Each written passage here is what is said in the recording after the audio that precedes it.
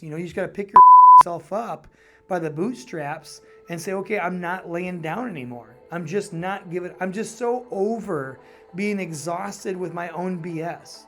And that's where I make big changes, where I'm just like, I'm over me saying this stuff to the point where now it's either do it or shut up.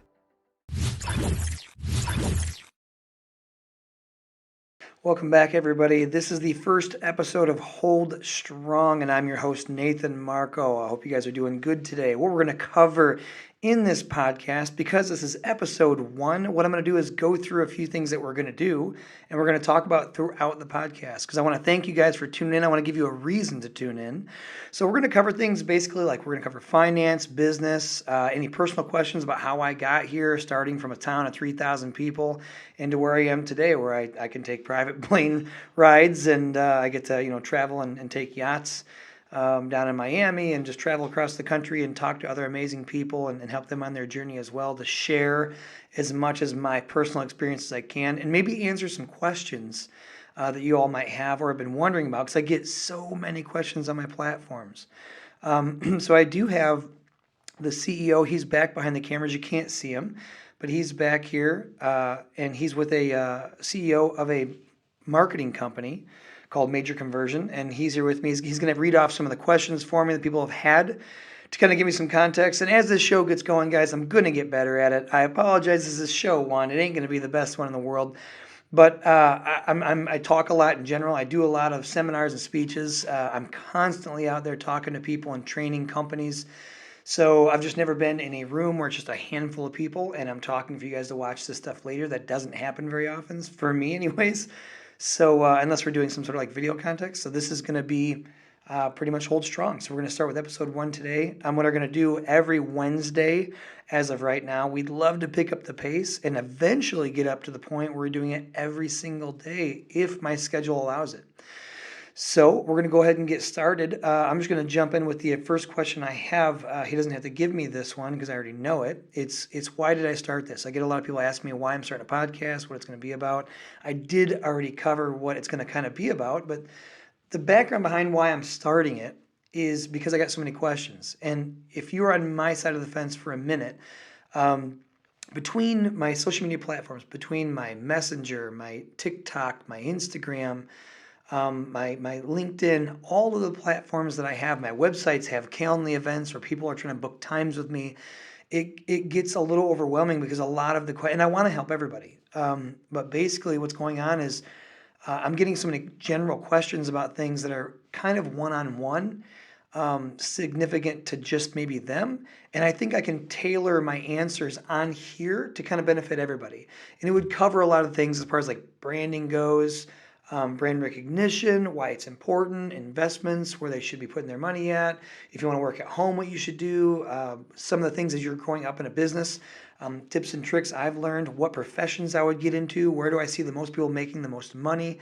As my career has grown, I've been blessed enough to hang around with some amazing people like Brad Lee and Jeremy Miner, Matt Ryder, even Andy Albright, Michael Owens, some of these big hitters that are making a ridiculous amount of money.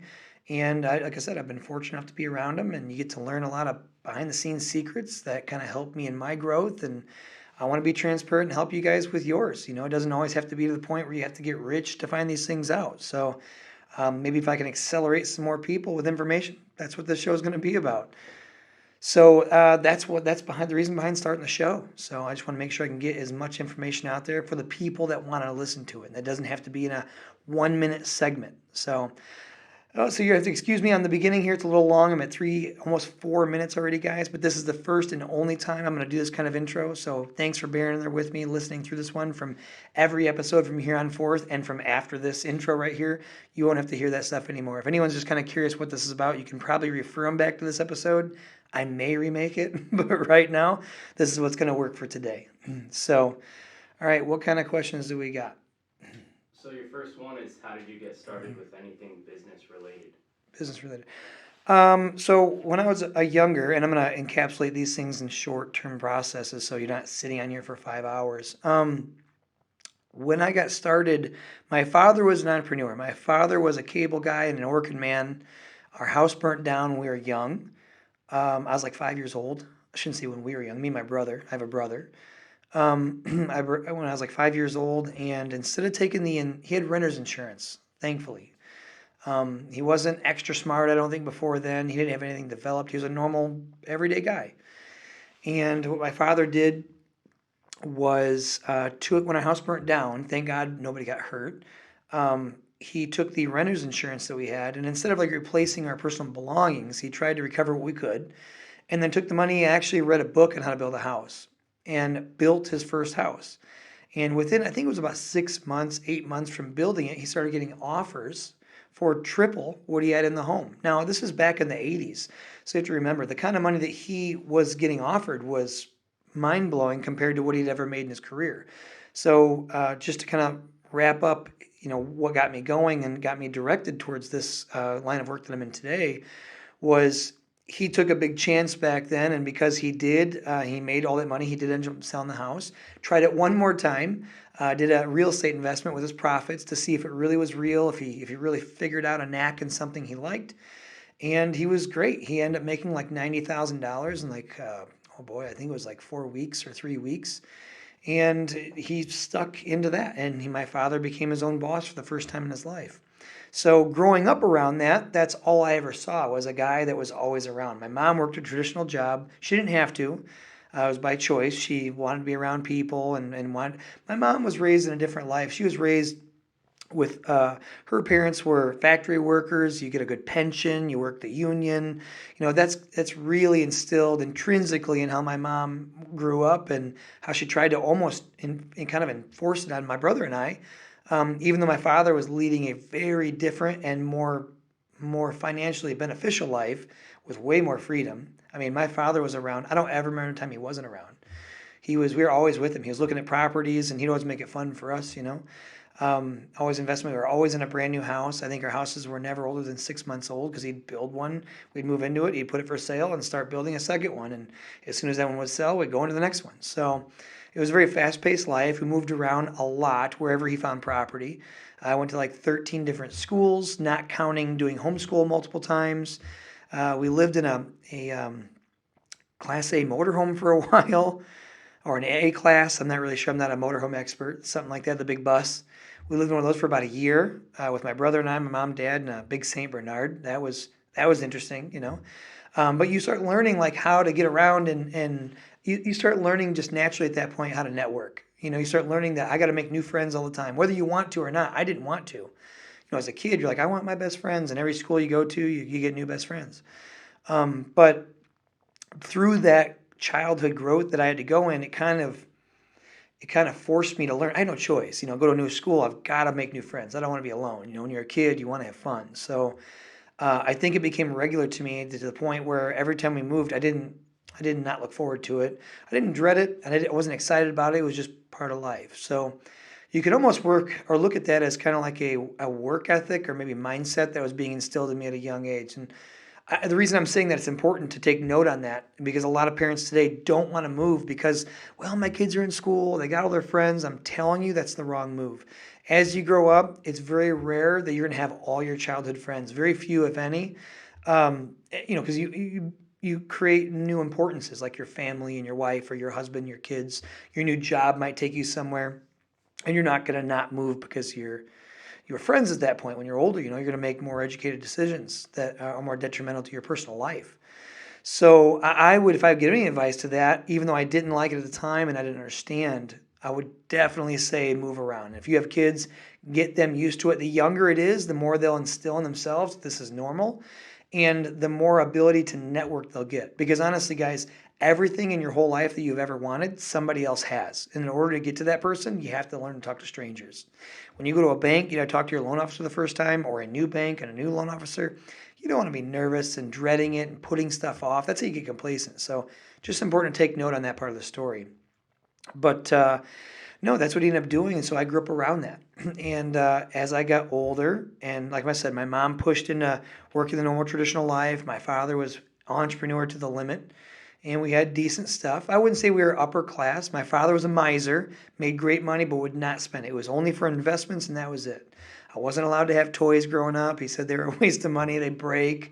I think we could have, He told me we could have guns, we could collect guns and money because they'll go up in value. Now, I don't think he meant like current currency. I think he meant like old, rare currency. But that's a true story too. He would not let us have toys. He said it was a waste of money. Wouldn't even, my mom would have to sneak them for us. So it was crazy. So I didn't get to enjoy. But what it did for me, even at that point, not having toys, it forced me to be creative, and I started collecting comics and cards and things that had financial value. I started to learn how to trade with my friends, and because I didn't have toys to distract me, I had nothing. So it was I got to learn how to play a market. And my brother and I, you can ask him. I'm not going to say his name on here. I don't know if he wants to be publicly known, but we would set up our rooms. We're 14 months apart, just for clarity there. So we're very close in age. We were best friends growing up.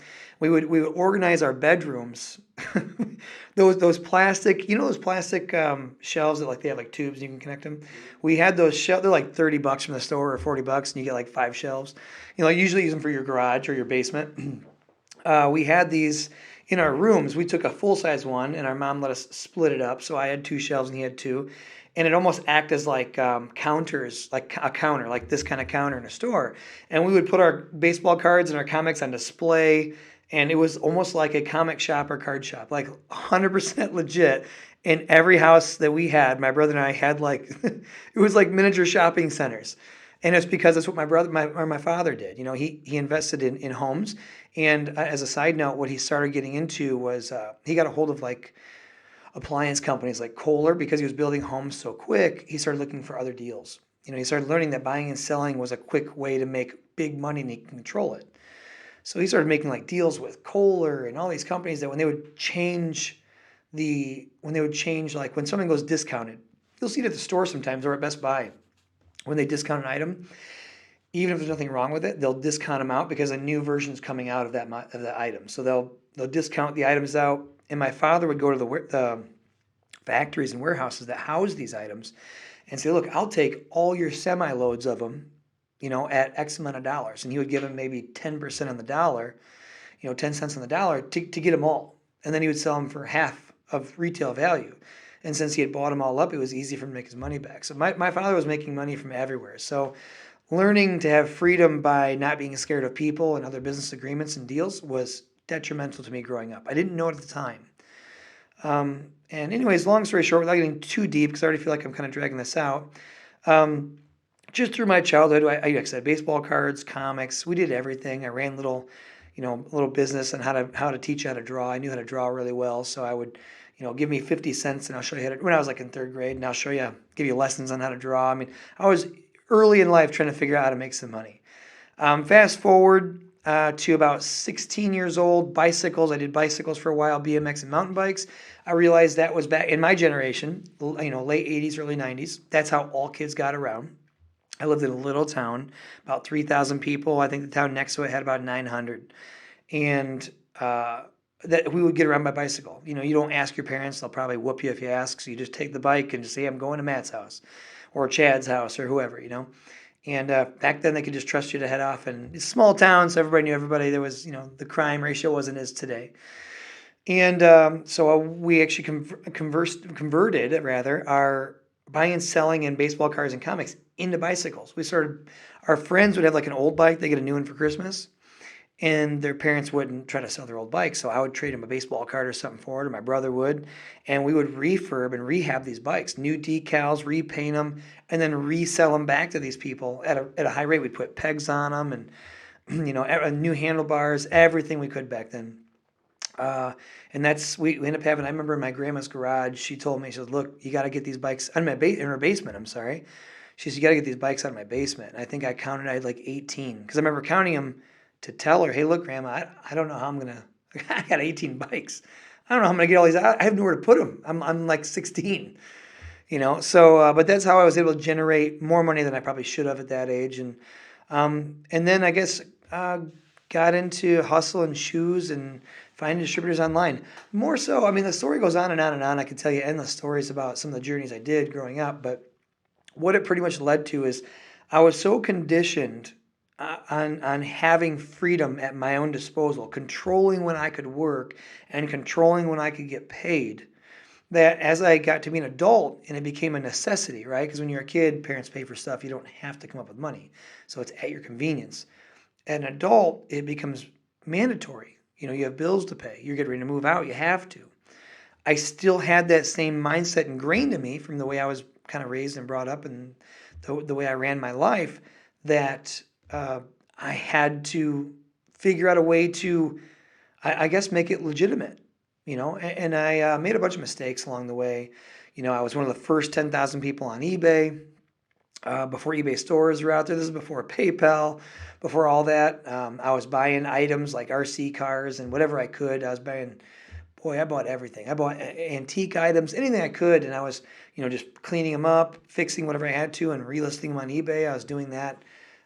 This would have been 22 years ago, something along those lines. And that was the start of my, career of wanting to work for myself. So I guess that's in a nutshell how I kind of got into the business. I kind of from birth was kind of raised to control your income flow. Even though I didn't have a direct teacher, I just knew that I see my father doing it. I had done it on a small scale, and I knew if I could figure it out that there was more out there. But I mean, what made it a little difficult for me growing up is I didn't have Google. We didn't have accessible internet, and when we did, it was the the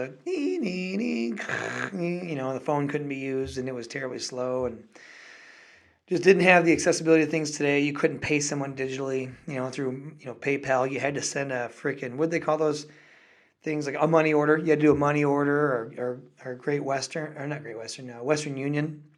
Which, my God, you sent money Western Union, you better hope the seller is honest, because once it leaves through Western Union or MoneyGram or anything like that, there is no getting that money back. It is gone to the wind. So very risky back then, but a very successful time. I think by the time I got my stuff together, I was doing about $1,000 a week online, and then that built into about $2,000 a week by the time I was 22, 23. So that was my start into it. So what else we got? Did you ever have a job? Yes. Yeah. When you're living that kind of life, it gets so you're. So it's a funny question. It's a good question. Because I wasn't disciplined. I wasn't taught discipline and like mindset in these careers. I wasn't taught how to deal with the bad. In entrepreneurism, there's a lot of bad that happens. And I don't mean bad like someone dies. I mean bad in business. If the trend changes and you don't know how to follow the trend because the internet wasn't really much around back then. There wasn't forums everywhere to read these things. There wasn't a million websites. There wasn't YouTube. I couldn't figure it out. So you're just going on skill set and like hope and dreams and talking to people. Networking is massively important back then. That's all you had. That was the internet, was talking to everybody you could. So, So, I mean, when I would have rough times or like get mentally discouraged, which is so important, I bring that up because there's so many people today that are, I guess, wanting to get into entrepreneurism or just work from home, kind of start their own thing. And they kind of create obstacles. And I can just assure you that when you're in it, those don't go away. Those obstacles are probably bigger. Because before you start and you see these obstacles, you haven't lost anything. When you're in there and you've kind of given your life to it for X amount of months, and an obstacle happens, you're like, man, I got nothing else to fall back on. So, yeah, I held a couple jobs. I had a handful without getting like major crazy detail on them. What was my first real job, I guess you could say, was I worked at Caterpillar. I was a machinist at Caterpillar. I worked there for about a year and a half, and I left that.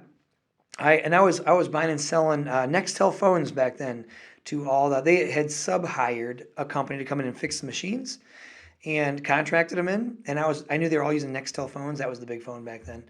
And I was finding distributors online that had Nextel phones that were damaged, and there wasn't any like phone fix shop. Like today, you can go right downtown here where my office is. I can go right downtown and find 10 shops that'll fix my phone. Back then there was nobody. There's no electronic shop at all. There's nothing.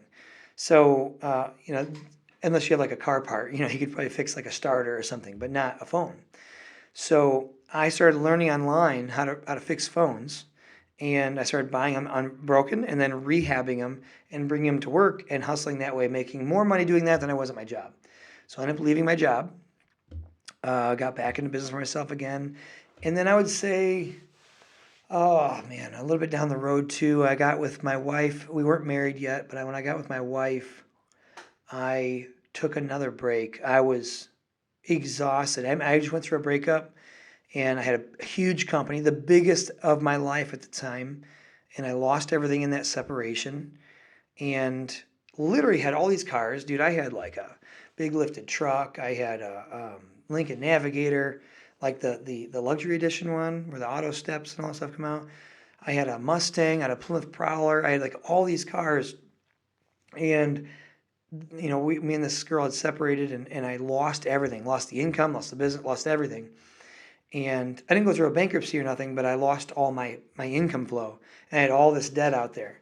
So that was probably the first big scare I went through, and I had to go out and get a job. And that was, I got a job as a laborer in the union hall, and worked my way up into a nuclear facility, and ended up being a rad protection or a health physicist is what they call it, HP. Became one of those, took a test online, and then I was able to go to the school to like the training centers they have, and go through the training for that. And I was that for maybe a year or two. And then again, I couldn't. That was the last, I think, hourly job I ever had, which was great paying. It was like 40 some bucks an hour. But I left that job. That was the final time. I knew at that point either I would contract my work out or I would do something on the side. I just wouldn't. It was like a prison to me, so I couldn't do it. The third and last most popular question was if there was one piece of advice that you would give to someone who has a 9 to 5 and wants to be where you are now. Oh my God. Oh, one? I get one? Yep, number one. Biggest piece of advice. Oh my gosh. Oh my God, that is tough. One is hard because there's if you're a guy or girl that's in a 9 to 5 and wants to take the jump. Well, I mean, I could say, man, it's hard because there's attachments to come with it, Um, I think if I could do it, it would be just to create, high enough awareness in yourself where you can find certainty. I think if you find certainty, if you become certain about you, I think that's why a lot of people fail, or fail even to try, or fail when they get in, is their lack of belief in themselves, their certainty in what they can do. When you're surrounded by people, which I am, my staff is so good, so strong, so positive.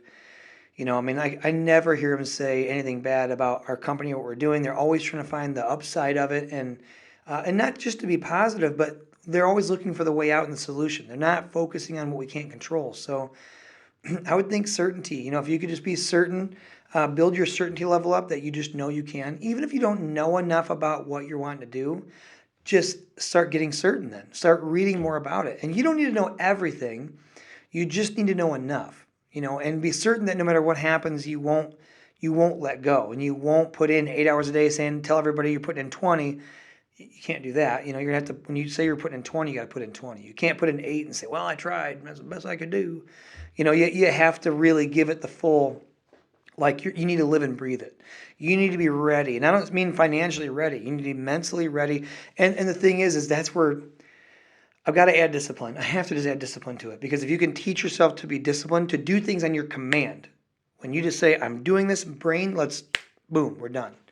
If you can teach yourself to do things with discipline, nothing can't get accomplished. It's literally ourselves get in the way. So like Tony Robbins, great dude. Every morning he goes through a 4 or 5 step process to get himself ready.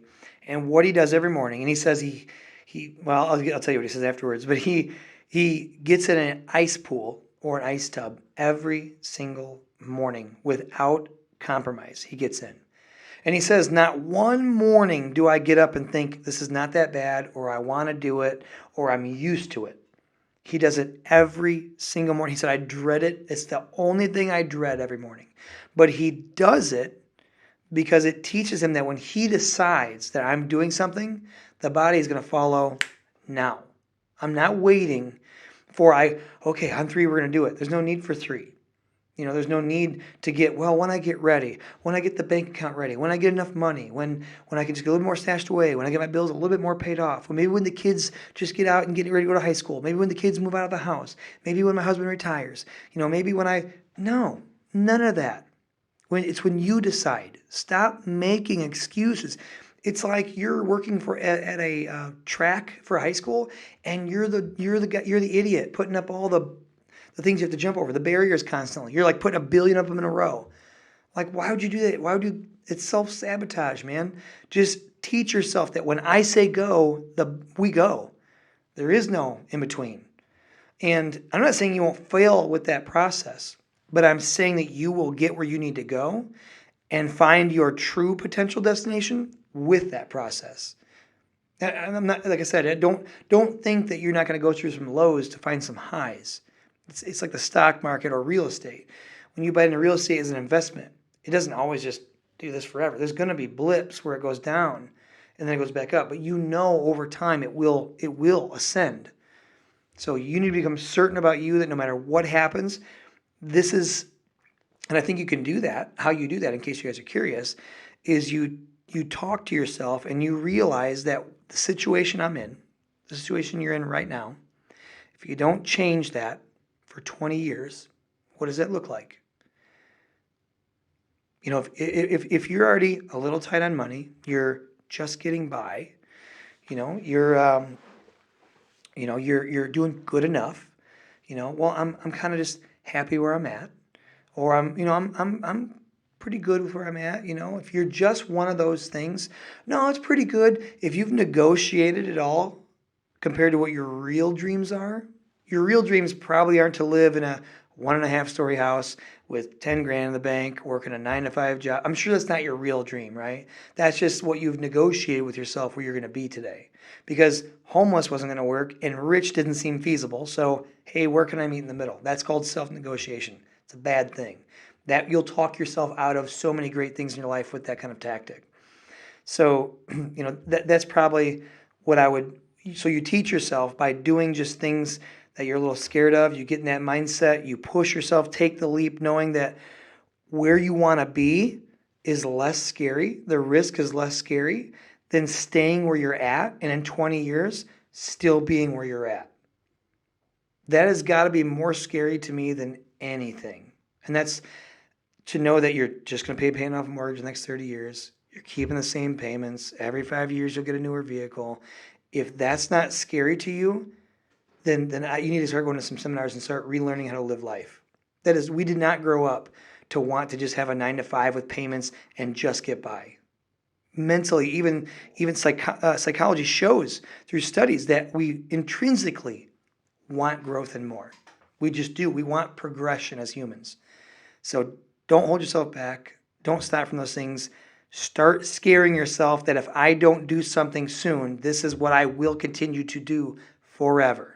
That should be scarier to you than trying something different.